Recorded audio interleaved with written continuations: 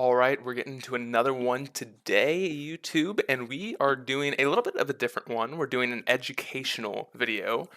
And before I get into it, like, comment, and subscribe. Please let me know if you like this type of video, but let's hop into it. Today, I wanted to talk about Dragon's Rage Channeler. DRC is, the short for it, and how I think people play this card, incorrectly all the time. And I'm definitely guilty of it. So I guess the key things I want to talk about were when to surveil a card to the bin and when to keep it. So in the early game, you almost never want to keep anything on top unless you're like dying for lands or something like that, or like you need specifically a removal spell. You almost never want to keep it unless you have Delirium, right? So until you get that Delirium, almost always bin the card. If you're missing out on a land drop, okay, keep the land. That's fine. I do that all the time.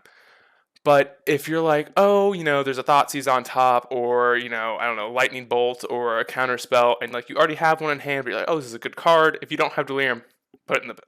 That is something I see a lot of people do, where they're like, you know what, I kind of want a Thoughtseize. Don't keep that card.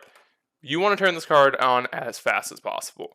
So it's like one of the cards that, if it's not on, it's really not even worth, it's a pretty shitty creature, unless it's a 3/3 flyer. So the next thing I want to talk about is when to surveil. So sometimes people don't understand this, that when you are in a position, let's say your opponent has a Murktide region or a endurance, right? You can always surveil afterwards, after combat. So go into that combat step, attack with your other creatures, and then use your DRC. So if you have that Mishra's Bauble, do it post-combat. That's something I am guilty of. I've done it before. Where you're like, you know what, whatever. I'll just, surveil. I don't need this card. Oh, I turn Delirium on. You lose your, DRC. It's not great. You can always, you can do stuff like that. That is like one big trick.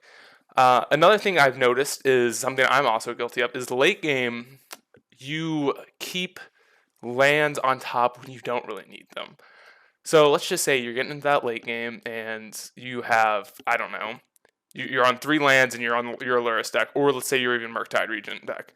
You bobble, you see a land, you're like, okay, that 4th land would be kind of helpful. I have 2/2 in my hand. Almost never keep the card. That is something that I've done, especially with Mishra's Bauble, because you're going to draw that extra card, and if that one's a land too, then you're kind of in trouble. Like later on, you don't need those lands. DRC will allow you to find what you need. Unless you specifically need it that turn for whatever reason, that's fine. But more than likely, you're never going to want to keep it. So, and another trick that I forgot to mention is if you are playing a Aluris deck, which most people do. I mean, I would say Murktide's that one deck that doesn't.